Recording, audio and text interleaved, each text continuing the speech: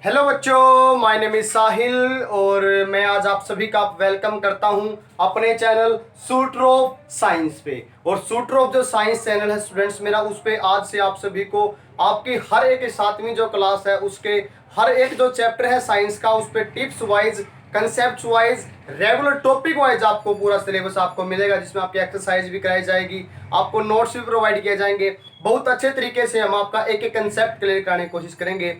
और आपके सिलेबस के अंदर स्टूडेंट जो सबसे पहला जो लेसन आता है उसका नाम है न्यूट्रिशन इन प्लांट्स, यानी कि पौधों का पोषण।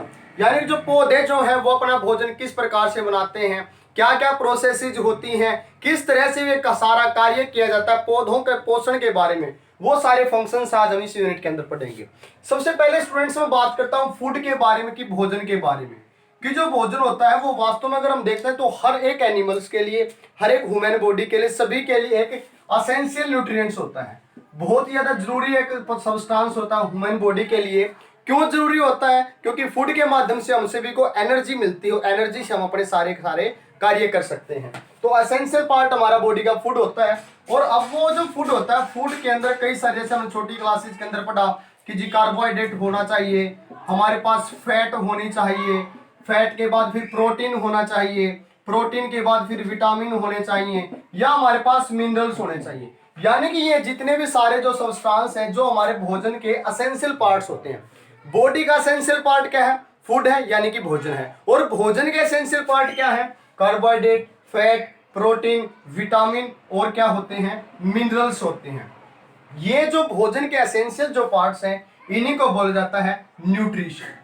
इनको क्या बोला जाता है? न्यूट्रिशन, यानी कि पोषण बोला जाता है। न्यूट्रिशन के अंदर क्या आता है? न्यूट्रिशन का बेसिकली मतलब होता है the components of food which are necessary for our body. भोजन के वो अंग जो हमारे शरीर के लिए बहुत ही ज्यादा महत्वपूर्ण होते हैं वो हमारे पास कहलाते हैं स्टूडेंट्स न्यूट्रिशन कहलाते हैं। भोजन के वो अंग, the essential parts of the food which are essential, which are necessary for our food, for our body, these are known as nutrition। उनको न्यूट्रिशन यानी पोषण कहा जाता है। अब हमने क्या देखते हैं कि भाई अगर मैं बात करता हूँ 3 तरह के चीजों के बारे में, एक तरफ मैं ले रहा हूँ प्लांट्स को, एक तरफ मैं ले रहा हूँ एनिमल्स को, और एक तरफ मैं ले रहा हूँ ह्यूमन बॉडी को। तो हम ये देखते हैं कि प्लांट्स जो हैं वो अपना भोजन अलग प्रकार से बनाते हैं, एनिमल्स जो है वो अपना भोजन अलग प्रकार से बनाते हैं, ह्यूमन अपना भोजन अलग प्रकार से बनाते हैं। यानी कि मोड ऑफ न्यूट्रिशन के बेस पे, किसके बेस पे students? On the basis of mode of nutrition, भोजन बनाने के तरीके के बेस पे, मोड ऑफ न्यूट्रिशन के बेस पे जितने भी सारे, मैं क्या बोल रहा हूं, जितने भी सारे ऑर्गेनिजम्स, जितने भी सारे सजीव वस्तुएं धरती पे पाई जाती हैं उन सभी को हमने 2 कैटेगरीज के अंदर बांटा। कितनी कैटेगरीज के अंदर बांटा स्टूडेंट्स? 2 कैटेगरीज के अंदर हमने उनको डिवाइड किया। सबसे पहला हमारा है ऑटोट्रोफिक न्यूट्रिशन। सबसे पहला क्या आता है स्टूडेंट्स? सबसे पहला क्या आता है बच्चा? Autotrophic nutrition. Autotrophic nutrition. और दूसरा हमारे पास आता है हीटरोट्रोफिक न्यूट्रिशन। हीटरोट्रोफिक न्यूट्रिशन। सबसे पहला हमारे पास आता है ऑटोट्रोफिक न्यूट्रिशन और दूसरा हमारे पास आता है हीटरोट्रोफिक न्यूट्रिशन। हम सभी को पता, ऑटो का मतलब क्या होता है? ऑटो का मतलब होता है स्वयं, यानी कि खुद, स्वयंपोषी।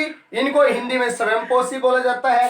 हीटरोट्रोफिक को हिंदी में परपोषी भी बोला जाता है। हीटरो का मतलब होता है अदर, ऑटो का मतलब होता है खुद, और हीटरो का मतलब होता है अदर। यानी कि वे पौधे या वे जीव, वे लिविंग चीजें जो अपना भोजन खुद तैयार करते हैं, which make their food by self या on self, which make their food on self, on self. यानी कि जो अपना भोजन खुद तैयार करते हैं, जो अपना भोजन खुद बनाते हैं, अपने भोजन के लिए किसी दूसरे जीवों के ऊपर जिनको डिपेंड नहीं रहना पड़ता, वो होते हैं ऑटोट्रोफिक। और जिनको विच डिपेंड ऑन अदर्स, जो डिपेंड होते हैं, डिपेंड ऑन अदर्स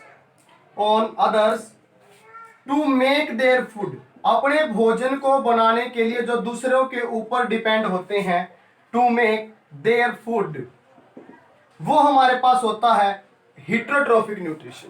जो अपना भोजन खुद बनाता है ऑटोट्रोफिक है, जो अपना भोजन दूसरे की सहायता से बनाता है हेट्रोट्रोफिक न्यूट्रिशन आता है। उसके बाद ऑटोट्रोफिक के एग्जांपल क्या आ जाएंगे भाई, जितने भी सारे प्लांट्स हैं वो अपना भोजन खुद बनाते हैं तो ऑटोट्रोफिक है। प्लांट्स हैं, ट्रीज हैं या फ्लावर्स वगैरह के जितने भी सारे प्लांट्स हैं तकरीबन सारे, एक अमरबेल को छोड़ के। उसके बारे में मैं नेक्स्ट वीडियो में आपको डिटेल से बताऊंगा कि अमरबेल क्या होती है। तो प्लांट्स जो है अपना भोजन खुद बनाते हैं तो ऑटोट्रोफिक ट्रोफिक है। और हेट्रोट्रोफिक के अंदर जैसे एनिमल्स हैं भाई, एनिमल्स जो है अपने भोजन किसके लिए किसके ऊपर डिपेंड रहते हैं। एनिमल्स की अगर मैं बात करता हूं तो दो तीन तरह के हमने पढ़े थे, हर्बीवोर्स, कार्निवोर्स और ओमनिवोर्स। हर्बीवोर्स कौन थे स्टूडेंट्स? एनिमल्स जो हमने तीन प्रकार के पढ़े, हर्बीवोर्स, कार्निवोर्स और तीसरे हमने पढ़े थे ओमनिवोर्स। हर्बीवोर्स, कार्निवोर्स और हमने पढ़े ओमनिवोर्स। हर्बीवोर्स कौन से थे? जो केवल ईट करते हैं प्लांट के प्रोडक्ट को। कार्निवोर्स कौन से थे?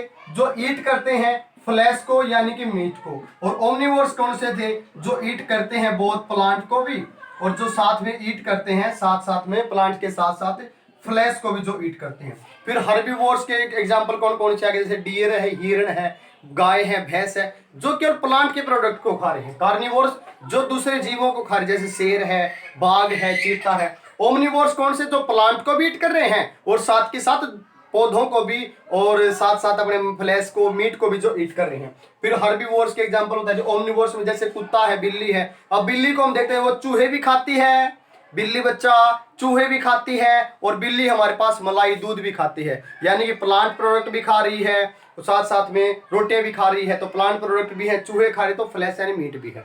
तो मैं सिंपल क्या समझाना चाह रहा हूं कि भाई जितने भी सारे एनिमल्स हैं वो अपने भोजन के लिए कहीं ना कहीं प्लांट के ऊपर डिपेंड कर रहे हैं और साथ में दूसरे जीवों के ऊपर एनिमल्स का मांस भी खा रहे हैं। तो वे जीव जो किसी दूसरे के ऊपर डिपेंड रहते हैं अपने भोजन के प्रिपेयर करने के लिए, जो अपने भोजन को बनाने के लिए दूसरों पे डिपेंड होते हैं, वो हमारे पास हेट्रोट्रोफिक या इनको हिंदी में परपोषी कहा जाता है। क्या कहा जाता है? परपोषी कहा जाता है। और जो अपना भोजन खुद बनाते हैं, जिनको दूसरे के ऊपर डिपेंड नहीं रहना पड़ता, वो हमारे पास होते हैं ऑटोट्रोफिक यानी कि स्वयंपोषी। क्या होते हैं बच्चा? स्वयंपोषी। जो अपना भोजन खुद बनाते हैं स्वयंपोषी, जो अपना भोजन के लिए दूसरों के ऊपर डिपेंड रहते हैं परपोषी। अब स्टूडेंट्स नेक्स्ट जो क्वेश्चन माइंड में आता है कि जी स्वयंपोषी जो पौधे हैं वो अपना भोजन खुद कैसे बनाते हैं। काफी सारे क्वेश्चन माइंड के अंदर एकदम से आ जाते हैं कि अपना भोजन पहली बात बनाते कैसे हैं।